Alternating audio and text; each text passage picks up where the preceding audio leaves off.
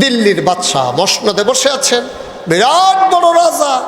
ওই জমানায় এক ভিক্ষুক রাস্তা দিয়ে আনে আর ভিক্ষা করে, ভাই একটা ফাই, ভাই একটা ফাই, ভাই একটা ফাই, এমনি এক ফাই ফাই করে ভিক্ষা করে।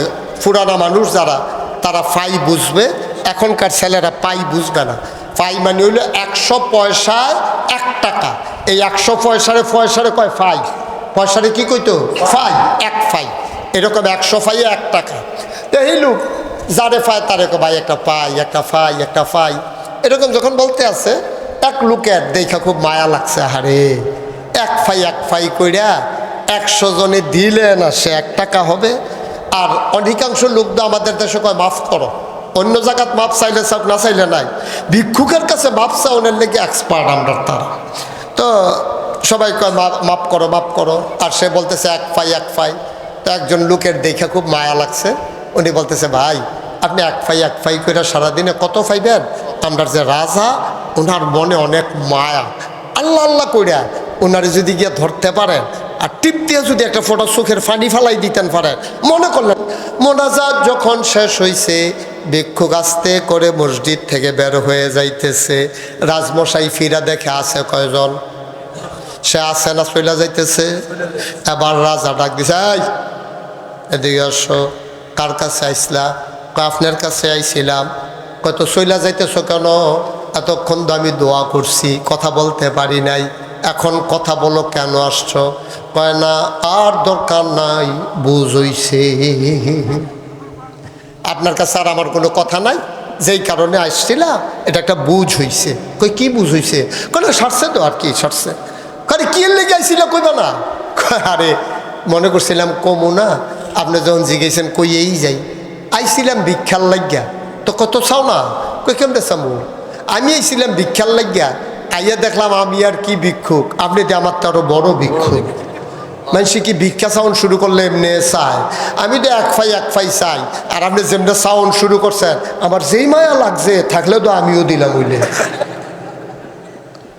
এইটাই করেন না আপনারা, রাজা হইয়া গোপনে কি কাম করেন? এত দিনে না ধরা পড়ছেন।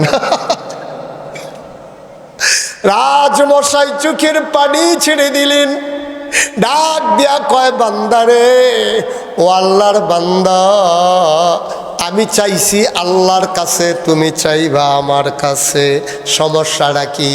আবার ভিক্ষুক কান্দে আর কয়, রাজমশাই আমি আসতে চাই নাই, আপনার কাছে আমার এক লোক পাঠাইছে, তবে আসার কারণে একটা উপকার হয়েছে। আমি আগে রাস্তায় রাস্তায় ভিক্ষা করতাম, আমি জায়গা চিনতাম না, আপনার কাছে আইসা আমার একটা লাভ হইছে। রাজা বাদশারা কই ভিক্ষা করে জায়গাটা চিন্না গেলা।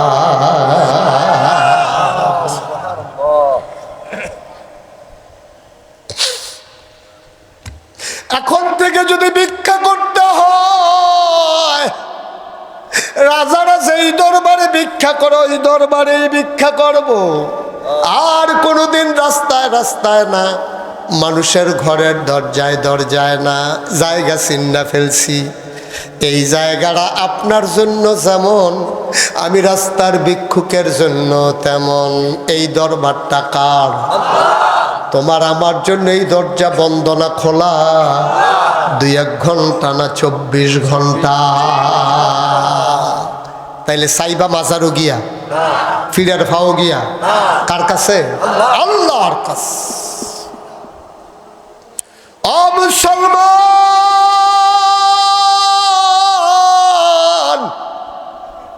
মুশতাক ফয়েজি যদি কোনোদিন আর না আসে, কোনোদিন যদি তোমাদেরকে না ডাকে, মনে রাখবা আমি এসেছিলাম, মনে রাখবা কথা কয়টা বলে গেলাম। এত সহজ ইসলাম না রে আব্বা। আল্লাহর নবী যখন দ্বীনের দাওয়াত দেওয়া শুরু করলেন, 40 বছর বয়সে আমার নবী নবুয়ত পেলেন। 53 বছর নবীর হয়ে গেল, 13টা বছর হয়ে গেল নবী মক্কায়। নবী মানুষকে ডেকে ডেকে দ্বীনের দাওয়াত দেয়, মানুষগুলো নবীর মাথার উপরে উঠেন, নারী বুড়ি চাপায়, রাস্তার ভিতরে কাটা বিছায়, নবীকে বারবার গলার ভিতরে গামছা পেঁচাইয়া ফাঁসি দিয়া মেরে ফেলতে চায়। নবীর জন্ম মক্কায়, নবীর শৈশব মক্কায়, নবীর কৈশোর মক্কায়, নবীর তারুণ্য মক্কায়, নবীর যৌবন মক্কায়, নবী বিয়ে করলেন মক্কায়, শ্বশুর বাড়ি মক্কায়, নিজের বাড়ি মক্কায়, মেয়ে বিয়ে দিলেন মক্কায়, ব্যবসা করলেন মক্কায়, লেনদেন করলেন মক্কায়। নবীকে থাকতে দেওয়া হলো না মক্কায়, নবী চলে যাবেন মদিনায়। আল্লাহর নবী ঘুমিয়েছেন ঘরের ভেতরে। আল্লাহর ফেরেশতা জিবরাইল ঘুমন্ত নবীকে এসে ডাকলেন, আসসালাতু ওয়াসসালামু আলাইকা ইয়া রাসূলুল্লাহ, আসসালাতু ওয়াসসালামু আলাইকা ইয়া হাবিবাল্লাহ, আসসালাতু ওয়াসসালামু আলাইকা ইয়া শাফিয়াল মুজনুবিন, আসসালাতু ওয়াসসালামু আলাইকা ইয়া রাহমাতান লিল আলামিন। নবী চমকে উঠলেন, তিনি থমকে দাঁড়ালেন, তিনি আশ্চর্যান্বিত হয়ে গেলেন। ডাক দেয়া কয়, জিবরাইল রে, ও জিবরাইল, এই মাঝরাতে কেন ডেকে ঘুম ভাঙালা? কয় জরুরি খবর। আল্লাহর নবী ডাক দেয়া কয়, কি খবর? কয় আল্লাহ হুকুম করেছেন আর মক্কায় থাকা যাবে না, চলে যাওয়া লাগবে মদিনায়। মক্কায় আর থাকা যাবে না, মদিনায় যাওয়া লাগবে। আল্লাহর হুকুম। আল্লাহর নবী আস্তে করে ঘর থেকে বের হলেন। তিনি আকাশের দিকে তাকালেন, ফেল ফেল করে তাকিয়ে আছেন। চতুর্দশী পূর্ণিমার চাঁদ আকাশে হাসে, ফকফকা জ্যোৎস্না, নবীর গাল বেয়ে বেয়ে টপ টপ করে পানি পড়ে, নবীর গায়ে মৃদুবন্ধ বাতাস লাগে। নবী বাতাসের লগে কথা কয়, বাতাস রে, ও মক্কার বাতাস, তুই আর আমার গায়ে লাগবি না কোনো দিন, আমিও তোর ছোঁয়া পাবো না কোনো দিন। আমি তোর আল্লাহর হুকুমে চলে যাব মক্কা ছেড়ে মদিনায়। তিনি মাটির উপরে কদম দিয়ে হাঁটেন, গাল বেয়ে বেয়ে পানি পড়ে, মাটির লগে কথা কয়, মক্কার মাটি রে, ও মক্কার মাটি, আমারে বিদায় দিয়ে দে, কোনো দিন আমি আর তোর গায়ে কদম ফেলব না। আমি আর কোনোদিন তোর গায়ে কদম ফেলে হাঁটবো না। ও মক্কার মাটি, আমার বিদায় দিয়ে দে রে মাটি। আল্লাহর নবী কাঁদতে কাঁদতে কাবার কিনারে গিয়ে দাঁড়ালেন। কাবাটে দেখে নবীর হু হু করে অন্তরটা কেঁদে উঠল। এই কাবার ভেতরে কত ঘুমিয়েছি, কাবার গায়ে হেলান দিয়ে কত বিশ্রাম নিয়েছি, কাবার সামনে রেখে কত নামাজ পড়েছি। আহারে কাবা, আহারে কাবা। আল্লাহর নবী কাবার গায়ে হাত দিলেন, ডাক দেয়া কয়, কাবারে, ও কাবা, তোর যিনি মালিক আমারও যিনি মালিক, তোর মালিক হুকুম করেছে আমারে চলে যাওয়া লাগবে রে কাবা, বিদায় দিয়ে দে রে কাবা, আমি আর তোর মাঝে থাকবো না, আমি চলে যাব মদিনায়। নবীর অন্তরটা হু হু করে কেঁদে উঠলো। হঠাৎ করে মন চাইলো কাবার ভেতরে যাওয়ার আগে যদি 2টা রাকাত নামাজ পড়ে যেতে পারতাম। যাওয়ার আগে 2টা রাকাত নামাজ যদি কাবার ভিতরে পড়তে পারতাম। আল্লাহ নবী দরজায় গেলেন, বিরাট বড় তালা ঝোলানো। নবী জানতেন চাবিটা কার কাছে, তার নাম উসমান। উনি চাবে তার ঘরটা কাবার পাশেই। নবী গিয়ে ডাকলেন, ভাই, ও ভাই উসমান, দরজাটা খুলে দাও। উসমান কয়, কে ডাকে? কয়, আমি মোহাম্মদ সাল্লাল্লাহু আলাইহি ওয়াসাল্লাম। দরজাটা খুলে দাও। উসমান কয়, কে মোহাম্মদ? আমি মোহাম্মদ ইবনে আব্দুল্লাহ, মোহাম্মদুর রাসূলুল্লাহ। দরজাটা খুলে দাও। উসমান দরজা খুলে দিলেন। চোখ তার লাল লাল বড় বড়। ডাক দেয়া কয়, তুমি এখনো ইউটিউবে আমার ওয়াজ শুনছেন? কে কে দেখি একটু হাত উঠান তো। ও বাবা রে, আমি সারা দেখি সবাই শুনছে। হ্যাঁ, হাত নামান। তো এতদিন যে ইউটিউবে শুনছেন দেখছেন, এটা হলো মোবাইলের ভেতরে। কি বলেন, বাইরে না ভিতরে? আমার কথা কয় না। ইউটিউব মানে মোবাইলের ভিতরে না? তো এখনও যদি মোবাইলের ভিতরে চাইয়া থাকেন তো আমি আর বাড়ি শিখিতাম। আমি তো বাইরে হইলাম যেন ভিতরে চাইয়া থাকুন না লাগে। সবার মোবাইল বন্ধ, কথা বোঝে না। 2বার বলতে হয় কেন এক কথা? যারা রাস্তাঘাটে দাঁড়িয়ে আছেন সবাই ভেতরে চলে আসেন। ওনারা মনে করছে মুশতাক ফয়েজি হুজুর অহন আলোচনা শুরু করছে না, আমি ভিতরে এসে পড়েন তাড়াতাড়ি। এই যে বরাবর একজনও দাঁড়িয়ে থাকবেন না, দয়া করে চলে আসুন, একটু চলে আসুন ভিতরে। ফ্যানটা একটু আমার দিকে দেন হালকা করে, একবারে তো সরাই ফেলছেন। হ্যাঁ ঠিক আছে, ওখানেই চলবে। হ্যাঁ সবাই পড়েন আলহামদুলিল্লাহ। ওকে ফাইন, হ্যাঁ নামাই ফেলেন আপনি। জি চলে যাওয়া না, জি ব্যস্ততা আছে, জি ওকে ঠিক আছে। হ্যাঁ এটা মারাত্মক ডিস্টার্ব। আমরা যারা দাঁড়িয়ে আছি বসবেন না নাকি? আপনাদের এলাকায় মাহফিলের নিয়ম আছে কয়েকজন দাঁড়াই থাকা লাগে? আমি তার নিয়ম জানি না, এখানকার নিয়ম কি। জি যারা দাঁড়িয়ে আছেন বসে পড়ুন, আমরা শুরু করি। আপনারা অনুমতি দিলেই আমরা শুরু করবো ইনশাআল্লাহ। জি একটু কোনাকুনি করে দেন তো চেয়ারটা, যেন উনি আমাকে দেখতে সহজ হয়। উঠেন, আপনি উঠেন, কোনাকুনি করে দেন। ওই পেছনের মাথাটা ওইদিকে দেন। এই হ্যাঁ এবার বসেন। ওকে এখন দেখতে সুবিধা হয়েছে না? অনেক সুবিধা হয়েছে। হ্যাঁ মাশাআল্লাহ। সবাই পড়েন আলহামদুলিল্লাহ। আপনি এখানে বসে বসে মোবাইল চালাইতেছেন, এই জন্য এখানে আসছেন আপনি? লা হাওলা ওয়ালা কুওয়াতা। তো মাহফিলের রহমত বরকত থাকবে কেমনে? এটা পকেটে ঢুকান, এটা বলার জিনিস? তো আমরা বলছিলাম আল্লাহ যা বলেন তা করেন নাকি করেন না? কম কম না বেশি বেশি? প্রমাণ আছে নাকি নাই? কোরআনুল কারীমে 30 পারায় সূরা বুরুজের শেষ অংশে আল্লাহ কত সুন্দর করে ওয়াজ করে দিলেন। আল্লাহ বলেন ফাআলুন লিমা ইউরিদ। আমার আল্লাহ এমন আল্লাহ, তিনি যা ওয়াদা করেন তিনি বেশি বেশি করে দেন তার যা মন চায়, ঠিক কিনা? আমার আল্লাহ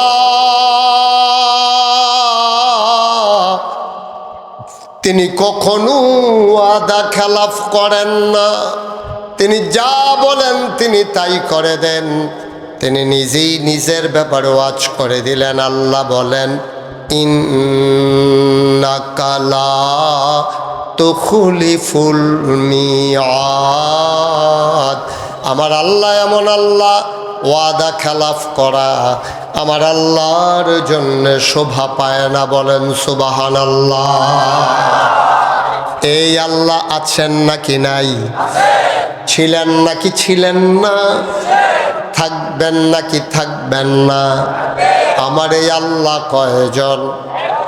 জোরে কন, আর জোরে মধুর সুরে সবাই মিলে মন প্রাণ উজাড় করে গলা ছেড়ে দিয়ে রামগতির জমিন কাঁপিয়ে দিয়ে রাতের নিস্তব্ধতা ছিন্ন ভিন্ন করে ওই আল্লাহকে চলো জানিয়ে দেই, মাওলা ও রব্বে করিম, তুমি লাম ইয়ালিদ ওয়া লাম ইউলাদ ওয়া লাম ইয়াকুল লাহু কুফুয়ান আহাদ। তিনি কারো থেকে জন্ম দেন নাই, তিনি কাউকে জন্ম দেন নাই। ও বন্ধু, দুনিয়ায় পীরের মতো পীর হয়, নেতার মতো নেতা হয়, মন্ত্রীর মতো মন্ত্রী হয়, এমপির মতো এমপি হয়। আমার আল্লাহর কি মতো হয়? আমার আল্লাহর কি নমুনা হয়? আমার আল্লাহর কি ডুপ্লিকেট হয়? আমার এই আল্লাহ কয়জন? আল্লাহ কন ওয়ালাম ইয়াকুল্লাহু কুফুয়ান আহাদ। তার মতো নাই, তার লয় নাই, তার ক্ষয় নাই, তার শুরু নাই, তার শেষ নাই, তার আদি নাই, তার অন্ত নাই, তার দিগন্ত নাই, তার ডেস্ট্রয় নাই। তিনি ছিলেন, তিনি আছেন, তিনি থাকবেন। তিনি কয়জন? চলো সবাই মিলে ওই আল্লাহকে আবারও জানিয়ে দেই লা ইলাহা ইল্লাল্লাহ। জোরে জোরে লা ইলাহা, আরো জোরে লা ইলাহা, মধুর সুরে লা ইলাহা, মাশাআল্লাহ লা ইলাহা লা ইলাহা আসমান জমিন গায়রুল্লাহ। পাহাড় পর্বত গাইরুল্লাহ, আসমান জমিন গাইরুল্লাহ, পাহাড় পর্বত গাইরুল্লাহ, শুধু তুমি মাহবুদ এক আল্লাহ, লা ইলাহা, জোরে জোরে লা ইলাহা, আর জোরে লা ইলাহা, মধুর সুরে লা ইলাহা, মাশাআল্লাহ লা ইলাহা, লা মাবুদা ইল্লাল্লাহ, লা মাশুকা, লা মওজুদা, লা মাকসুদা, জোরে জোরে লা ইলাহা,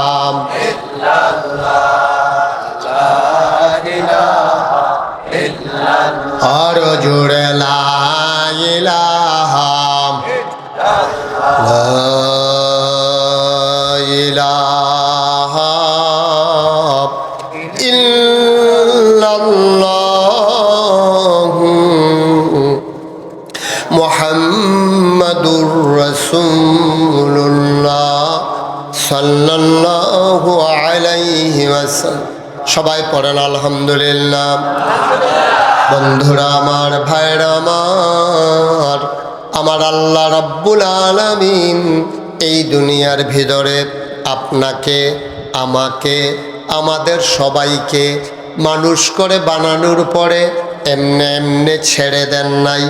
কোন পথে গেলে জান্নাত, কোন পথে গেলে জাহান্নাম, কোন পথে গেলে লাভ আর কোন পথে গেলে লোকসান, কোন পথে ভালো, কোন পথে মন্দ, কোন পথে কল্যাণ, কোন পথে অকল্যাণ, কোন পথে শিরক বিদআত, কোন পথে তাওহীদ রিসালাত, কোন পথে কুফর আর কোন পথে ইসলাম জানানোর জন্যে যুগে যুগে মানুষদের মাঝ থেকে যাচাই করে, বাছাই করে, করুণা করে, দয়া করে, মায়া করে একদল উত্তম চরিত্রের মানুষ, যাদের জীবনে গুনাহ নাই, গুনাহ হওয়ার সম্ভাবনাও নাই, এমন একদল মানুষকে আমার আল্লাহ আমাদের জন্যে নবী এবং রাসূল করে পাঠাইছেন। বলেন সুবহানাল্লাহ।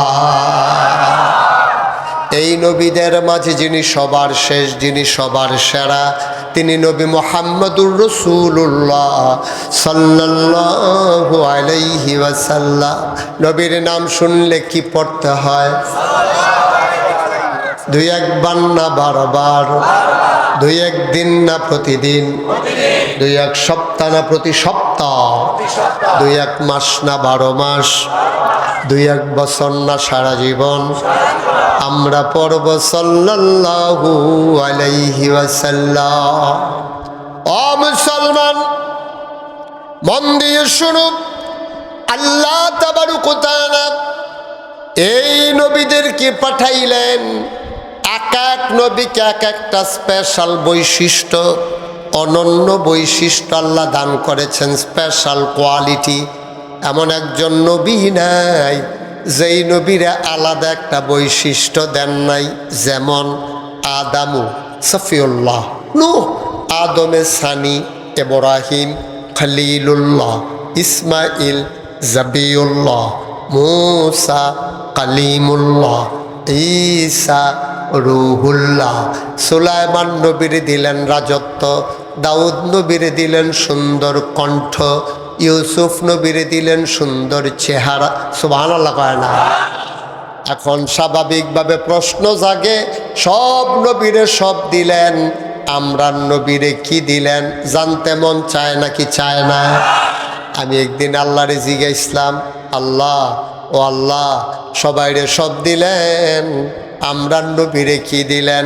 আল্লাহ কয়, কোরআন পড়ো, কোরআন বুঝো, কোরআন শুনো, সব কিছু আমার আল্লাহ জানিয়ে দিয়েছেন।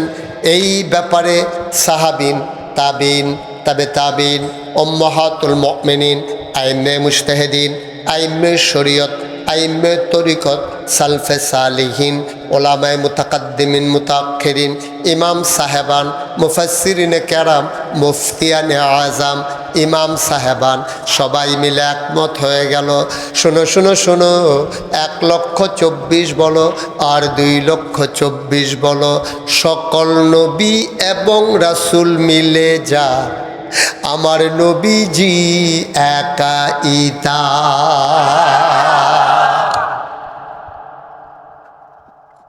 ইউসুফ নবীর সৌন্দর্য আমার নবীর মাঝে আছে নাকি নাই? দাউদ নবীর সুন্দর কণ্ঠ আমার নবীর মাঝে আছে নাকি নাই? ওই 1,24,000 বলো আর 2,24,000 বলো, সকল নবী এবং রাসূল মিলে যা আমার নবীজি একা ইতা। বলো সুবহানাল্লাহ। মুসলমান, আমার আল্লাহ রাব্বুল আলামিন, আমি বলছিলাম মানুষ বানাই এমনে এমনে ছেড়ে দেন নাই।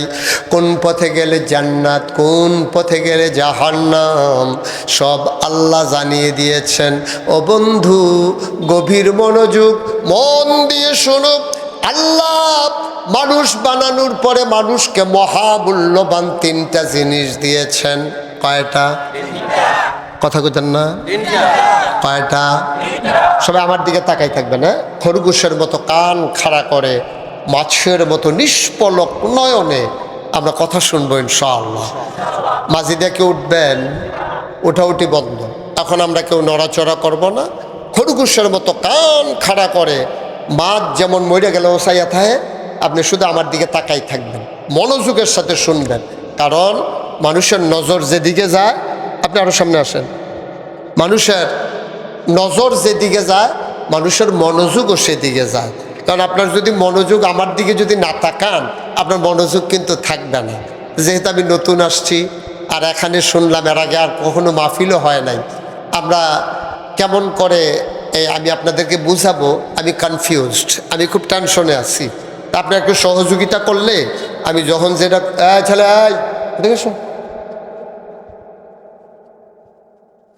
তে মনে করছো অন্য হুজুর, সিফা দিয়া বইয়া থাক। ওকে ফাইন, সমস্যা না। এই তো মাইক তো চলতেছে ইনশাআল্লাহ, জেনারেটর আছে না? হ্যাঁ ঠিক আছে। এই কে যায় দেখো। হ্যাঁ আমিন কন। আমা কারেন্ট গেলে কি আওয়াজ কমে যায় নাকি? আওয়াজ তো আরো বাড়ার কথা, বলেন আমিন। জুড়ে, আরো জুড়ে।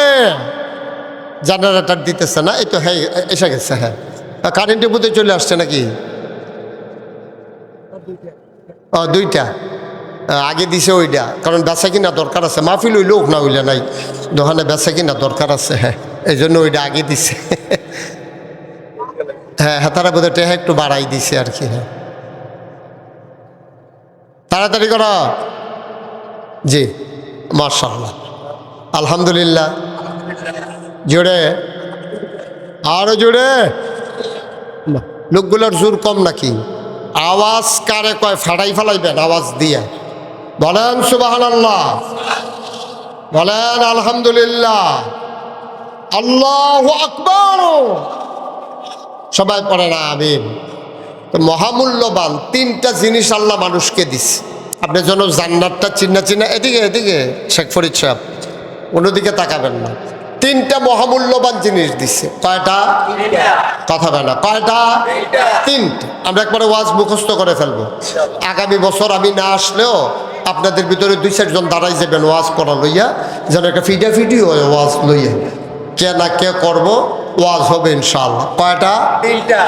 1 নম্বরে বিবেক, তার ক্ষমতা, এটা আল্লাহ মানুষকে দিছে, আর কাউকে দেয় নাই। বিবেক সাংঘাতিক জিনিস। আপনি যদি একজন ব্যাককলকে জিজ্ঞেস করেন, এই তোর যে বিবেক নাই তোর কেমন লাগে, তো তারে জিজ্ঞাই এলাম নাই, তার তো নাই। জিজ্ঞাইবেন তার মারে যে গো তোমার ফোলার যে বিবেক নাই কেমন লাগে, দেখবেন চোখের পানি ছাইড়া দেবে। এটা কি বলবে জানেন? বলবে যে বাচ্চা কাচ্চা না থাকলে এক ভালো এই ব্যাককল আল্লাহ আমার ঘরে না কিল লিখে দিছে, এক না দিত এক ভালো আসিল। পারস্পরিক কথা বলেন না, পারস্পরিক কথা বললেন না। তো আল্লাহ যদি এক ব্যাককল দেওয়ার চাইতে, বোকা দেওয়ার চাইতে না দেওয়া এক ভালো। এই জন্য বিবেকের অনেক দাম। দাম কম না বেশি? এই ব্যাপারে কোরআন শরীফ আহারে মন দিয়া শুনে না।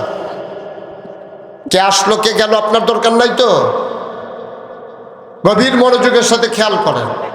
তো কয়টা জিনিস দিছে? কথা বলা সবাই, কয়টা? তিনটা। এক নম্বরে বিবেক, বিবেচনা, ভালো মন্দ বুঝার ক্ষমতা, লাভ লস, আপন পর যে বুঝে, এটারে কয় বিবেক।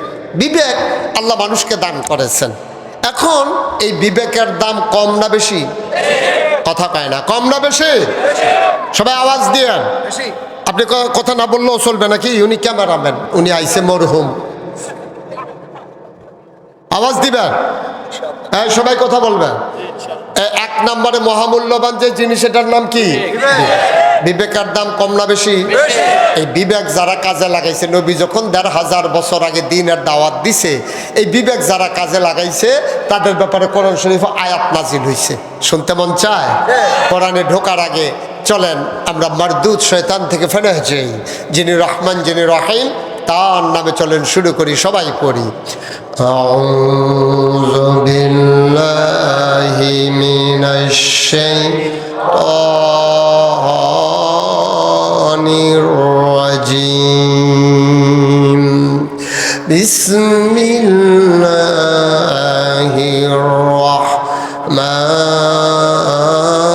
রাহমানির রাহিম।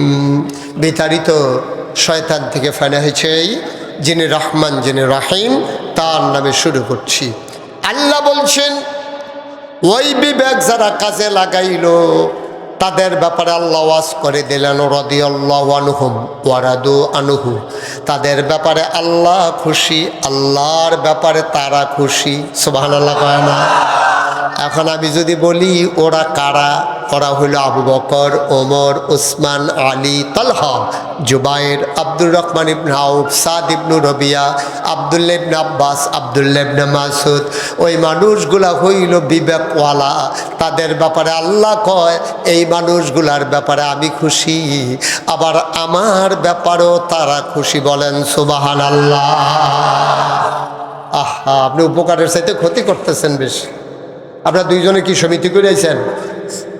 আপনি কয়বার ওনার সাথে কথা বলছেন? উনি কয়বার আপনার সাথে কথা বলছে? বুঝলাম না কিছু।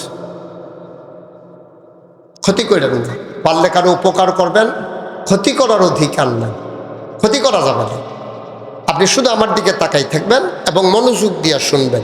দুইজন কিন্তু টার্গেটে পড়ে গেছেন, কথা বললেন, পারস্পরিক কথা বলেন। কারণ একটা আলোচনার ভিতর দিয়ে কথা বললে আমি দুইটা জিনিস বুঝি, হয়তো আপনার ভাল লাগতেছে না, উঠে যেতে মন চায়, শর্মে উঠতে যেতেন পারতেছেন না। একটু খেয়াল করে শুনুন। তো এক নম্বরে বিবেক যারা কাজে লাগাইছে, আল্লাহ কোরআন শরীফও তাদের ব্যাপারে আয়াত নাজিল করছে। তাদের ব্যাপারে আল্লাহ খুশি, আল্লাহর ব্যাপারে তারা খুশি। তাইলে বিবেক যারা কাজে লাগায় নাই তাদের ব্যাপারে আল্লাহ কি বলছেন? আল্লাহ কয়, ওয়ালাহুম কুলুবুল লা ইয়াফকাহুনা বিহা ওয়ালাহুম আয়ুনুল লা ইউবসিরুনা বিহা ওয়ালাহুম আযানুল লা ইয়াসমাউনা বিহা উলাইকা কাল আনআম বাল হুম আদাল। আল্লাহ কয়, দুনিয়ার ভিতরে এমন এক দল মানুষ আছে, মন আছে বুঝে না, চোখ আছে দেখে না, কান আছে শুনে না। আমরা বলি আল্লাহ এটা আবার কেমন মানুষ? আল্লাহ কয়, আমি কি বলছি নাকি মানুষ? উলাইকা কাল আনআম, ওরা হলো চতুষ্পদ জানোয়ারের মতো। আমরা বলি আল্লাহ সে কি জানোয়ার? আল্লাহ কয় না, বালহুম আদাল, এটা জানোয়ারের চাইতে আরো নিকৃষ্ট। ঠিক কিনা? তাহলে স্পষ্টত মানুষ হয়ে গেল দুই ভাগ, একদল আল্লাহওয়ালা, একদল শয়তানওয়ালা, একদল জান্নাতি আরেক দল জাহান্নামী, একদল আল্লাহর প্রিয় বান্দা আরেক দল জানোয়ারের চাইতে নিকৃষ্ট। তৎকালীন জামানায় এই দুই দল মানুষ ছিল। এবার বিবেকের কাছে আপনাদের প্রশ্ন, তৎকালীন জমানায় আবু বকর যেমন ছিল, আবু জেহেলও ছিল, উমর যেমন ছিল, আবু লাহাবও ছিল, ওতবা সাইবা যেমন ছিল, উসমান আলীও ছিল। এবার বলেন, আমরা এই প্যান্ডেলে যারা আছি আমরা কি আবু জেহেলের বংশধর না আবু বকরের বংশধর? জোরে বলেন। আমরা আবু বকরের বংশধর। তাইলে সেই ১৫০০ বছরের আগের আবু বকর এখন ১৫০০ বছর পরে রামগতি উপজেলায় এই ময়দানে যদি তার বংশধর থাকে, তাইলে ১৫০০ বছর আগে যে আবু জেহেল তার বংশধর বর্তমান জমানায় আছে নাকি নাই? এখন যদি আপনারা জিজ্ঞান হুজুর কই আছে, আমি এখন আপনাদেরকে বলতে পারবো না। তবে আমি ঢাকা গত কিছুদিন আগে আমার একটা সেমিনার ছিল ঢাকা ইউনিভার্সিটিতে, ওখানে যাওয়ার পরে কয় যে হুজুর আবু জেহেলের একটা বংশধর আমরা ইউনিভার্সিটিতে পাওয়া গেছে। আমি তো অনেক দিন ধরে বিশ্রাইতে আছি, আর ওইখানে গিয়ে দেখছি যে আছে, আমি কি আর না দেখে আসতে পারি? আমি বললাম যে ভাই আমার কটা পয়সা খরচ হইলো, আমার একটু দূর দেহাই দিয়েন। কই পয়সা খরচ লাগতো না, আপনার সামনে দিয়ে একটা যাবেন, আমরা যেই জায়গা থেকে খাড়াই যাম বুঝবেন যে হেতে। ঠিক আছে ভাই আমার নিয়ে যান। তখন বললাম যে কেমনে সে আবু জেহেলের বংশধর হইলো কেমনে? কয় ঢাকা ইউনিভার্সিটির প্রফেসর। এটা কিন্তু চারটিখানি কথা না। আপনাদের এই রামগতিতে ঢাকা ইউনিভার্সিটিতে পড়ে কয়জন এটা আমি জানি না। ঢাকা ইউনিভার্সিটিতে পড়া এটাই বিরাট কষ্টকর, আর ওইখানকার প্রফেসর হওয়া এটা তো আর যেমন তেমন কথা না। তো ঢাকা ইউনিভার্সিটির প্রফেসর সে সব বুঝে, ইসলামটা বুঝে না। সব বুঝে, সে কোরআন হাদিস বুঝে না। সে যা কথা কয়, কথা শুনলে বন্ধাই সইবে আপনার ধৈর্য একটু তারে ধৈর্য একটা ফিটানি দেয়, এইরকম অবস্থা তার। আমি বললাম তো কি করছে? তো একদিন এক সেমিনারের ভিতরে শীততাপ নিয়ন্ত্রিত কক্ষে সে বলে ফেলছে যেই সব মেয়েরা পর্দা করে, খুব খেয়াল করেন, যেই সব মেয়েরা পর্দা করে, বুরকা পরে, হেজাব লাগায়, নাকাব পরে, এইসব মেয়েরা ঢাকা ইউনিভার্সিটিতে পড়ার দরকার নাই, তারা কোনো একটা মহিলা মাদ্রাসায় তারা ভর্তি হয়ে যাবে। আপনারা কি এটার লোক একমত? মনে করেন আমাদের শেখ ফরিদ এখনও তো ছোটো মানুষ, আচ্ছা মনে করেন আরও বড় হয়েছে আর কি শেখ ফরিদে, তো ওর মেয়ে বড় হয়েছে, ঢাকা ইউনিভার্সিটির চান্স পাইছে, পর্দা করে। এই জন্য শেখ ফরিদের মেয়ে পর্দা করে কেন ঢাকা ইউনিভার্সিটিতে ভর্তি হইতে পারবে না? এটা কি আপনারা মানেন? সবাই কথা কইেন, মানেন? আপনারা সাইডে যান, চেয়ার নিয়ে সাইডে যান, আপনারা একটু সাইডে আসেন। সাইডে সাইডে সাইডে সাইড বুঝছে আগুয়া সাইডে। তো গভীর খেয়াল, আশা করি একটা পর্যায়ে আসতেছে, আপনারা বুঝবেন আমার কথা। আপনি বুঝেন না আমি এতক্ষণ যা বলছি বোঝা যায়? হ্যাঁ, আরও বুঝবেন ইনশাল্লাহ, কোনো সমস্যা নেই। তো সে একটা সেমিনারের ভিতরে সে কি বলছে, যারা পর্দা করে, বোরকা পরে, হিজাব লাগায়, নাকাব পরে, ওই সব মেয়েরা ঢাকা ইউনিভার্সিটিতে পড়ার দরকার নাই। আপনারা কি একমত? কথা কোন জুড়ে একমত? আমারে যখন দেখাইছে আমি বললাম বেড়া এই লোক সেই কথা কইছে না? তাই জি হুজুর। আমি তখন মাহফিলে আইসা পরে বললাম যে ঢাকা ইউনিভার্সিটি হয়েছে মুসলমানের জমিনের উপরে, ঢাকা ইউনিভার্সিটির বিল্ডিংগুলো হয়েছে মুসলমানের টাকায়, ভিসি থেকে শুরু করে চতুর্থ শ্রেণীর কর্মচারী পর্যন্ত ওদের বেতন হয় আমাদের ট্যাক্সের টাকায়, ঠিক কিনা বলেন? আপনি রিক্সাওয়ালা, আপনি যদি একটা বন খান, এই বন থেকেও কয়টা পয়সা ভ্যাট হিসাবে সরকারের ঘরে জমা হয়।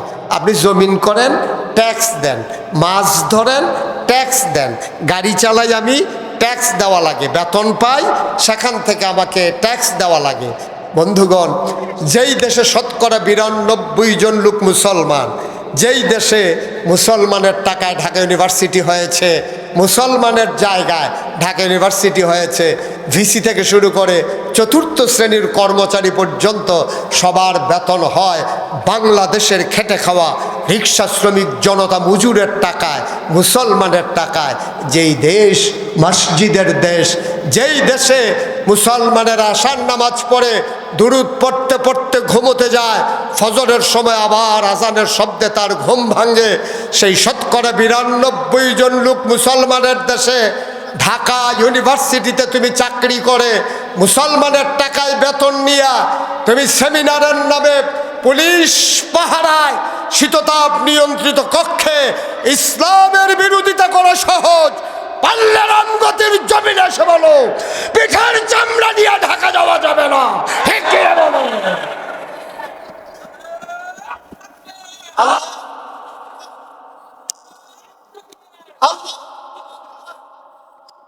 সবাই পড়েন আমিন। আমি বলেছি মন যা চায় তাই করা যাবে না, মুখে দিয়া যা আসে তাই বলা যাবে না, সামনে যা পাও তাই খাওয়া যাবে না, ঠিক কিনা কর? এটা দাড়ি কমা দিয়ে চলা লাগবে। মন যা চায়, এটি কয়েক বছর আগের কথা আর কি, ওখানে আবার কানে মাছিল আনে না। কয়েক বছর আগে মুখে দিয়ে যা আসছে তাই বলছে। আলে মোলামারা দেখলে টিটকারি মারা অভ্যাসে পরিণত হয়েছিল।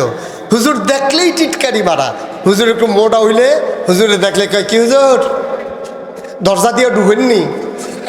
হুজুরে দরজা দিয়ে ঢুকবো না হইলে বেড়া খুললে ঢুকবো না হইলে উফরি দিয়ে টিন খুললে দুপুরেও তোর সমস্যা কি? হুজুর দেখলেই টিটকারি মারতে মন চায়। টিটকারির নমুনায় মনে হয় হুজুরে তার দুলাবাই হয়। মনে হয় তার নিজের বাড়ি আর আমরা মামার বাড়িতে বেড়াইতে আসছি। এইভাবে যে দিন গেছে একেবারেই গেছে, সেদিন ফিরে আসার সম্ভাবনা নাই, ঠিক কিনা বলেন? তাহলে আকল সাংঘাতিক জিনিস। সে ঢাকা ইউনিভার্সিটির প্রফেসর, কিন্তু আকল নাই, বুঝ নাই, বুঝে নাই কোনটা বলা লাগবে কোনটা বলা যাবে না।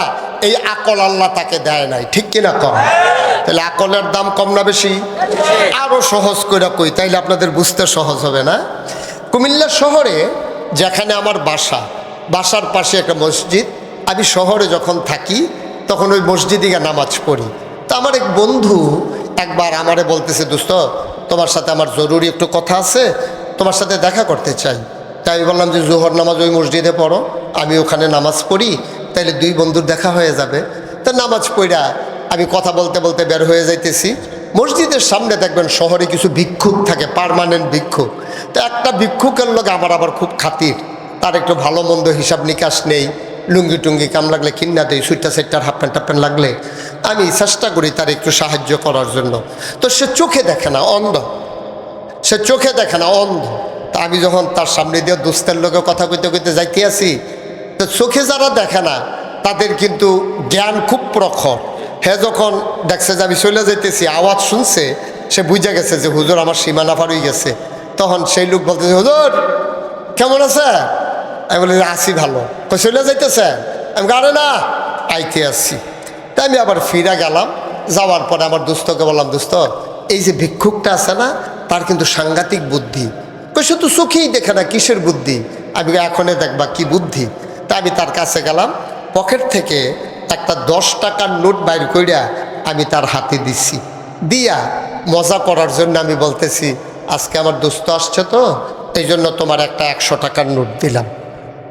দিছি কত? 10 টাকা। আহা, ঘুমাই গেছেন আপনারা? কত দিছি?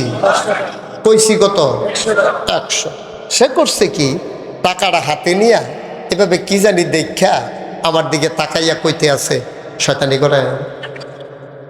কি শয়তানি? 10 টিকা। সুবহানাল্লাহ বলবেন না? জোরে বলবেন না সুবহানাল্লাহ? আমার চোখে পানি চলে আসছে। আমি মনে মনে চিন্তা করলাম, 20 বছর ধরে যেই মহিলাটাকে নিয়ে সংসার করে, এই মহিলাটা কথা না বললে মানুষটা চিনে না। যেই সন্তান সে নিজে জন্ম দিয়েছে, আব্বা বলে না ডাক দিলে সে বুঝতেও পারে না, ধরতেও পারে না। স্ত্রী চিনে না, সন্তান চিনে না, কিন্তু এমন আকল আল্লাহ দিয়েছেন, টাকায় কোনায় ধরে বুঝে ফেলে 10 টাকা না 100 টাকা, ঠিক কিনা? এটার নাম আকল। মহামূল্যবান একটা জিনিস। এই আকল যারা কাজে লাগাইছে তারাই জান্নাতি। আকল যারা কাজে লাগায় নাই, তারা সম্পদ চিনছে, বাড়ি চিনছে, ঘর চিনছে, টাকা পয়সা জুগাইছে, তারা সমাজে মর্যাদা বাড়তে পারে, কিন্তু আল্লাহর কাছে তাদের দাম নাই, কারণ তারা ইসলামের প্রতি নিজের বুদ্ধিকে কাজে লাগায় নাই, ঠিক কিনা? মুসলমান, গভীর মনোযোগ। এই জন্য আল্লাহ তাবারক ওয়া তাআলা বান্দাকে বানাইয়া এমনে এমনে ছেড়ে দেন নাই। কোরআনুল কারিমে 30 পারা কোরআন দিছে, 114টা সূরা দিছে। আল্লাহ তাবারক ওয়া তাআলা এবার বান্দাদেরকে ডাকার আগে তার নবীকে ডাক দিলেন। কোরআনুল কারিমে 21 পারায় সর্বশেষ সূরা, যে সূরাটা 22 পারায়ও চলে গেছে, আল্লাহ বলছেন, সূরার নাম সূরা আহজাব, ৭৩টা আয়াত, ৯টা রুকু।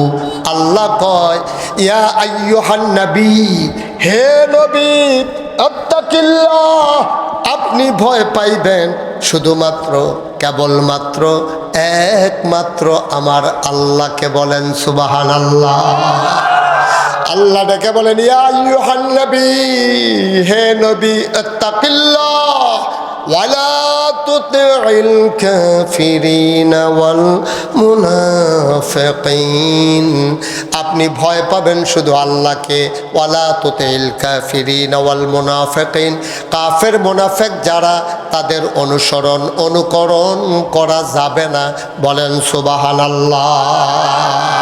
আচ্ছা, এবার মনে করেন আপনাদের এই গ্রামে বিরাট বড় জাফতের আয়োজন করছে। জাফত বুঝেন না ভাই? আপনি কি বিরক্ত হচ্ছেন? তো বারবার ঘড়ি দেখতেছেন কেন? আপনি এই পর্যন্ত কয়বার ঘড়ি চাইছেন? ফজর পর্যন্ত ওয়াজ চলবে, ভাল লাগলে থাকেন, না হইলে উঠটা জানগা। একটু ফোনে ফোনে উনি ঘড়ি চাই, তো আমি না বিরক্ত হই?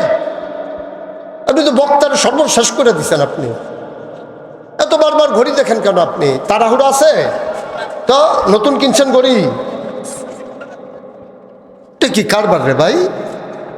এত সচেতন মানুষ, উনি এরকম করতেছে, বুঝে না যে এটাতে আমি বিরক্ত হই? এটা চিন্তা করে কাজ করা লাগে না? একটু একটু সবার বক্তার তবিয়ত একরকম না। আমি তো একটু কিরকম এটা আপনি বুঝিয়েই ফেলাইছেন, তাই না? একটু নড়াচড়া হইলেই আবার ওয়াজ শেষ। একেবারে জিম খাইটা ডিব্বা যেমন বইয়া থাকে। আপনার এত যে গড়ি আছে, এটা মনও নাই আপনার, ঠিক আছে? আর তাকাইবেন না ঘড়ির দিকে। আমিন কর। টায়ার্ড হইলে আমি হব, আপনি শুনতে শুনতে টায়ার্ড হয়ে গেলে কেমনে হবে? তো যেই কথাটা বলতেছিলাম, আল্লাহ বলছেন, ইয়া আইয়ুহান নবী, হে নবী। নবীজিরে ডাক দিছে। মুফাসসিরিনে কেরাম কয়, যদিও নবীজিকে ডাক দিছে, এখানে নবী কিন্তু উদ্দেশ্য না। উদ্দেশ্য হইল কিয়ামত পর্যন্ত নবীর যত উম্মত আসবে সব এই ডাকের ভিতরে পড়ে গেছে। সুবহানাল্লাহ বললেন না? যেমন আজকে যেন বলতেছে, এই রামগতির মানুষ, আমরা বলি জি আল্লাহ। আল্লাহ কয়, তাকাল্লাহ, তুমি ডরাইবা, ভয় পাইবা শুধু আল্লাহকে। কাকে? র্যাব, গোয়েন্দা, পুলিশ, বিজিবি কর্মকর্তা, দলীয় ক্যাডার না, কাউকে ভয় পাওয়া যাবে না। ভয় পাবেন কারে? এখানে একটা চিকন কথা আছে। আচ্ছা, এখানে ফিরসাব হুজুরের কথা কইল না কেন? যে তোমরা ভয় পাইবা ফিরসাবকে, এটাও বললো। আচ্ছা ঠিক আছে, না বললে নাই। তোমরা ভয় পাইবা তোমার আম্মাকে, এটা বললো না কেন? তোমরা ভয় পাইবা তোমার আব্বাকে, এটা কেন বললো না? ভয় পাইবা তোমাদের মেম্বারকে, এটা কেন বললো না? আব্বা, আম্মা, ফিরসাব, দাদা, দাদি, মেম্বার, চেয়ারম্যান, মন্ত্রী, এমপি, উপজেলা আমলা, কামলা, কারো কথা না কইয়া আল্লাহ কয়, তাকিল্লাহ, তোমরা ভয় পাইবা শুধু আল্লাহরে। কেন বললো?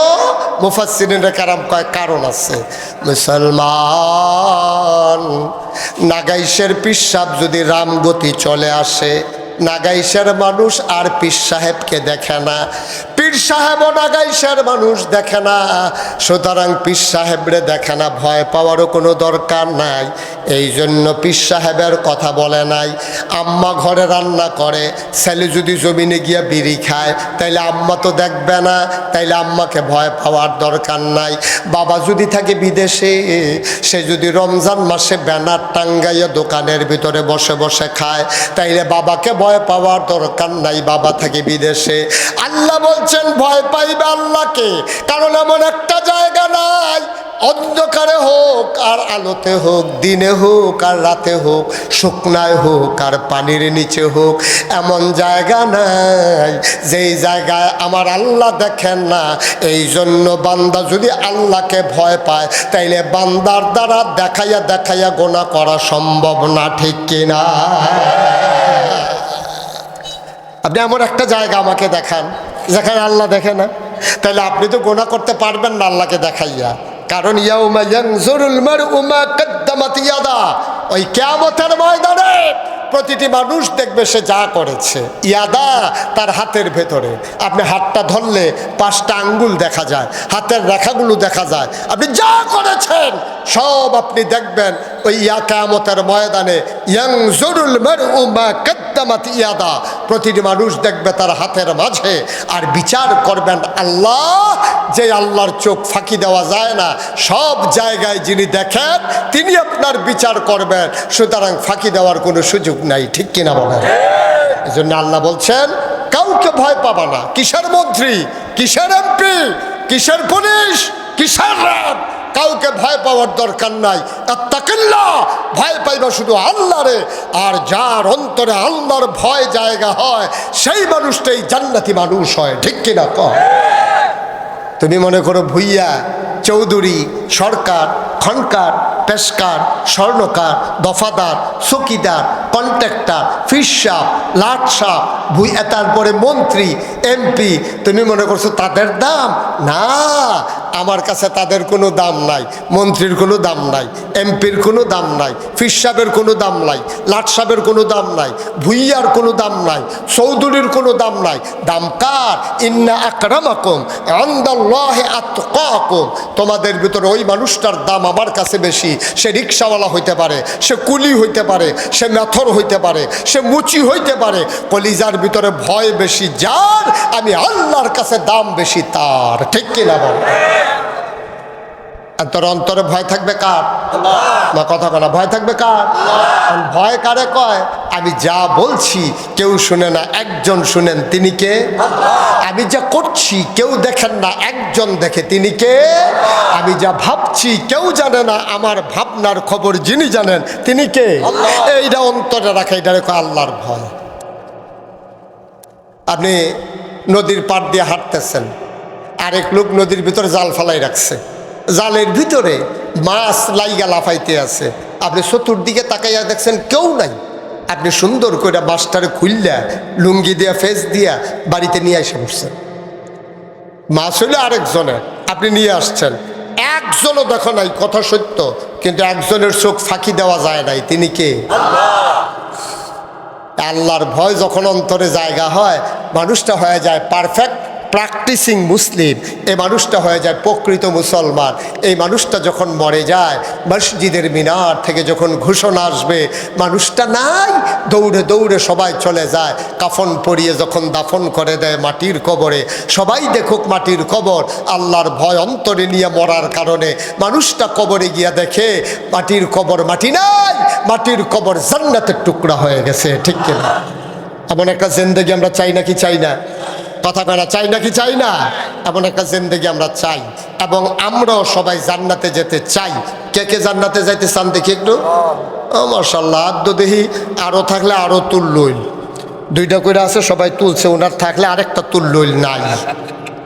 হাত তোলা তো সহজ, এই যে সবাই বললেন জান্নাতে যেতে চাই, হাত তোলা সহজ না? অনেক সহজ।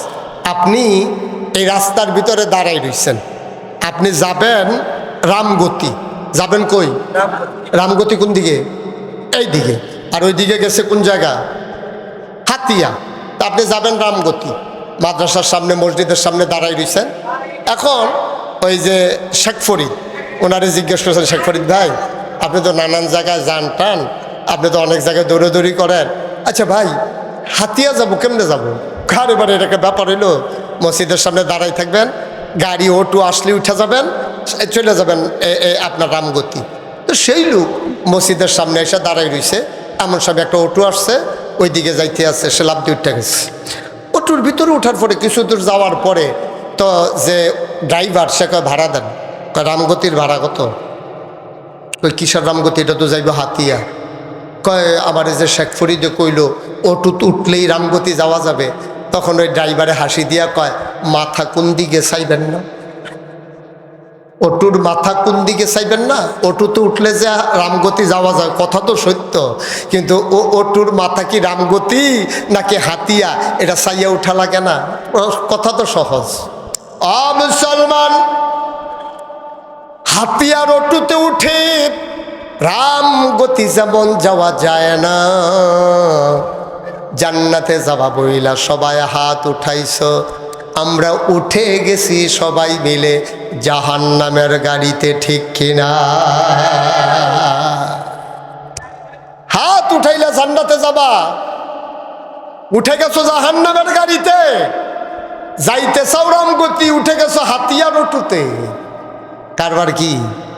হাতিয়ার ওঠুতে উঠে যেমন রামগতি যাওয়া যায় না, জাহান্নামের গাড়িতে উঠে জান্নাতে যাওয়া যাবে না, যাবে না, যাবে না, ঠিক কিনা? কম সব জাহান্নামের গাড়িতে উঠে গেছি। খাইতে গেলে হারাম খাওয়া, লেনদেন করলে গেলে সুদি কারবার, ফাইল আটকাইয়া ঘুষ খায় শিক্ষিত সজ্জন যারা, রাস্তার গম খায়, কাবিখা খায়, খাবিখা খায়, হগেননি বেডির লিখে বিস্কুট আইছে, নেতায় হেই বিস্কুট খাইয়া বইয়া দিছে, ঠিক কিনা? কম গজবে ধরছে, আমরা গজবে ধরছে। ঠাড়া ফুড়া যে মরনা কপালওয়ালা, নমুনা খুব খারাপ আব্বা। চাইতেও তো জানি না আমরা, ব্যাকল নাদান মানুষ, কার কাছে চাইতে হয় তাও জানি না আমরা। চাওয়ার দরকার ছিল যে আল্লাহর দরবারে, চাই গিয়া মাজারের ভিতরে, ঠিক কিনা? কম আপনাদের এলাকায় বোধহয় সব নাই না, মাজারে গিয়া চায়। আপনাদের এলাকায় এসব নাই। আমি একবার গেছিলাম সাতপুর, কি ফুল কথা বলে না, কি ফুল সাতপুর এক মাহফিলও গেলাম, গিয়া যে গেলাম ভাই কি অবস্থা, একটা নতুন জিনিস আইছে। আমি এটা কি কয় মাজারও সেজদা দেয়। আমি দেয় হুজুর, তো ঠিক আছে সাতপুরে মাজারের সেজদা দেয়। আমি আবার একটু কুমিল্লার দিকে গেলাম, গিয়া যে গেলাম ভাই তোমাদের এলাকায় কি, কয় হুজুর ফিরের ফাও সেজদা দেয়। সাতপুরে পাওয়া গেল মাজারের সেজদা দেয়, কুমিল্লার দক্ষিণে পাওয়া গেল ফিরের ফাও সেজদা দেয়। তা আরেকটু উত্তরে গিয়ে জিগেলাম ভাই তোমরা কি অবস্থা, কয় ফিরের বুইরা আঙ্গুল শোয়।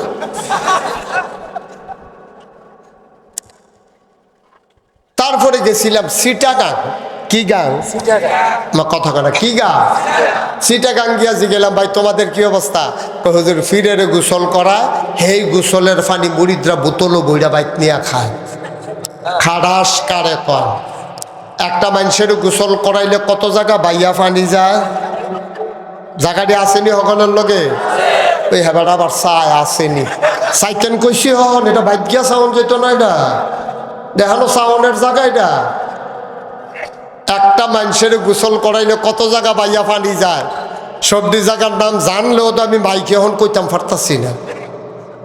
আমি জানি কিন্তু কোন যাব আপনি মনে হয় কইতেন পারবেন, এই যে একটা নমুনা ধরে। হ্যাঁ, এই যে একটা মানুষের গোসল করাইলে কত জায়গা বাইয়া পানি যায়, সিফা সাফা কোনা কাঞ্চি, হ্যাঁ টাবাইয়া টাবাইয়া ফোড়া ফোড়া, হেই পানি বোতল বইটা নিয়ে খাও। আহারে মুসলমান, আহারে মুসলমান, মুসলমান মন দিয়ে শোনো, চাইবা যার কাছে তিনি কে, জোরে কয় না তিনি কে, আল্লাহর কাছে চাইও, চাইতে দেরি রে আমার আল্লাহ দিতে দেরি করে না।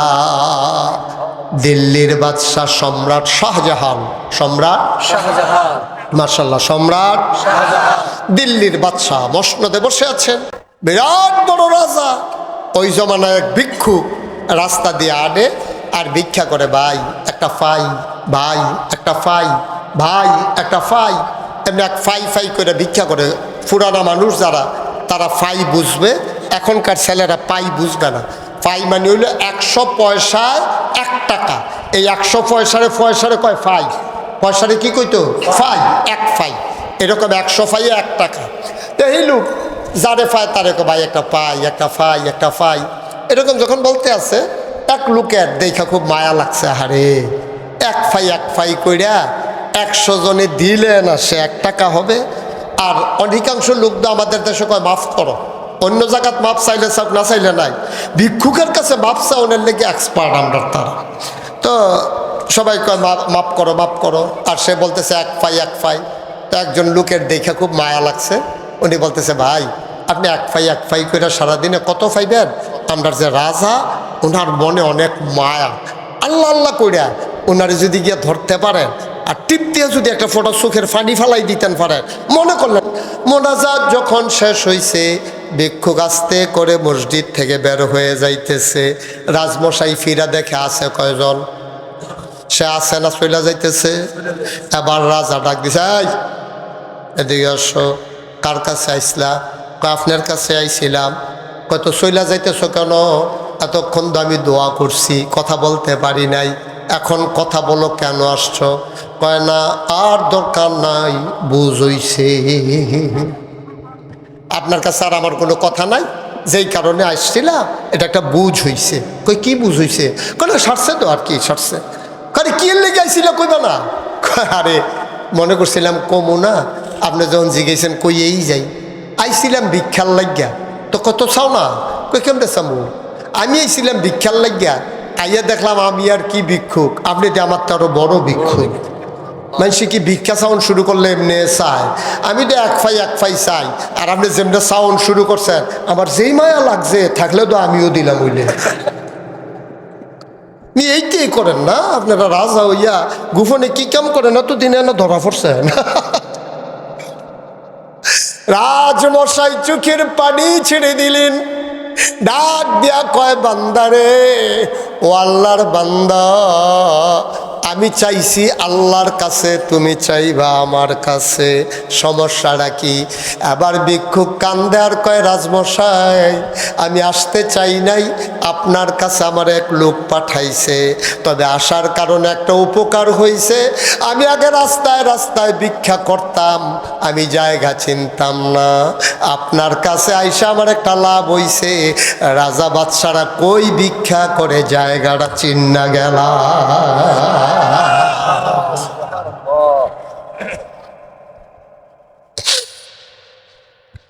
এখন থেকে যদি ভিক্ষা করতে হয়, রাজারা সেই দরবারে ভিক্ষা করো, ওই দরবারে ভিক্ষা করব, আর কোনোদিন রাস্তায় রাস্তায় না, মানুষের ঘরের দরজায় দরজায় না, জায়গা চিন্না ফেলছি। এই জায়গাটা আপনার জন্য যেমন, আমি রাস্তার ভিক্ষুকের জন্য তেমন। এই দরবারটা কার? তোমার আমার জন্য এই দরজা বন্ধ না খোলা? 2-1 ঘন্টা না 24 ঘন্টা? তাইলে সাইবা মাজারও গিয়া, ফিরার ফাও গিয়া, কার কাছে? আল্লাহর কাছে। ও মুসলমান,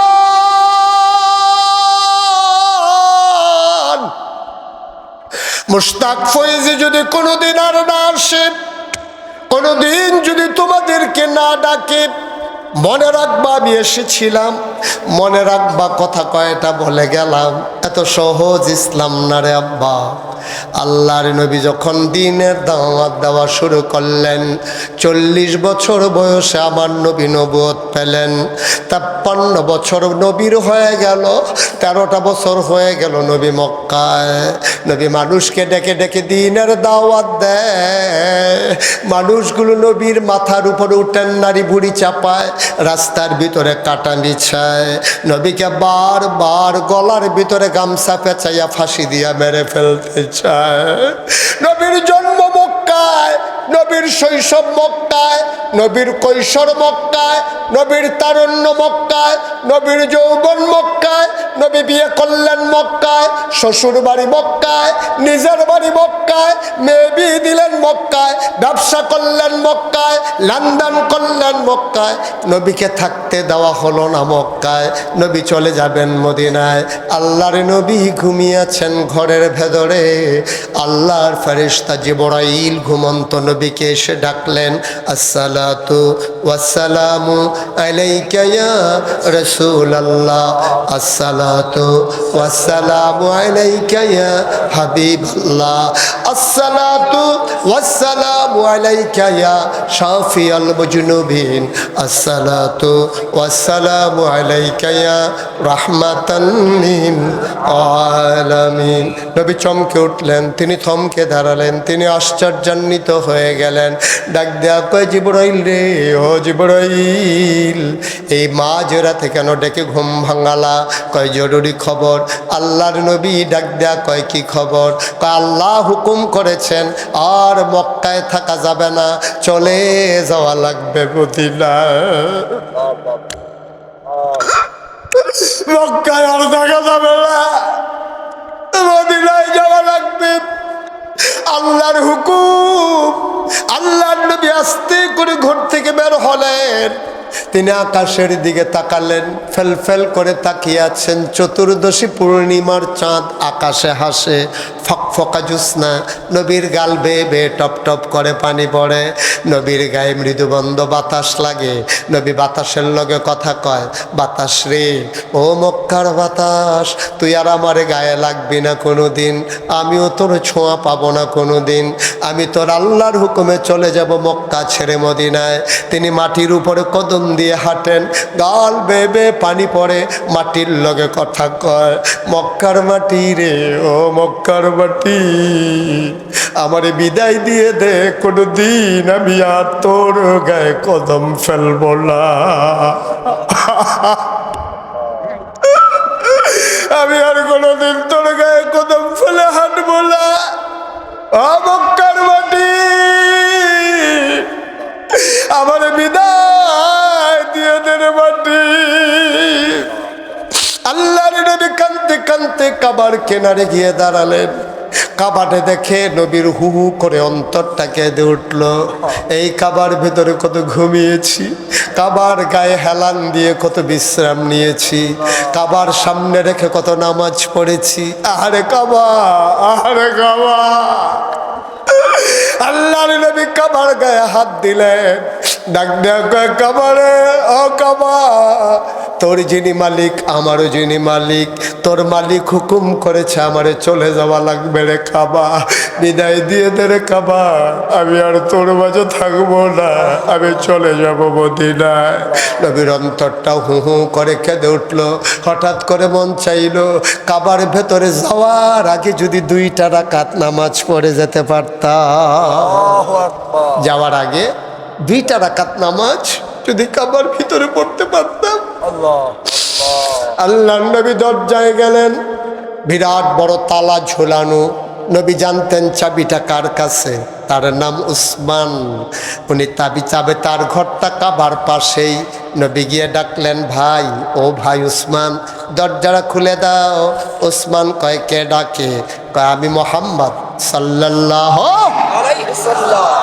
দরজাটা খুলে দাও। উসমান কয়, কে মোহাম্মদ? আমি মোহাম্মদ ইবনে আব্দুল্লাহ, মোহাম্মদুর রাসূলুল্লাহ। দরজাটা খুলে দাও। উসমান দরজা খুলে দিলেন, চোখ তার লাল লাল বড় বড়। ডাক দেয়া কয়, তুমি এখনো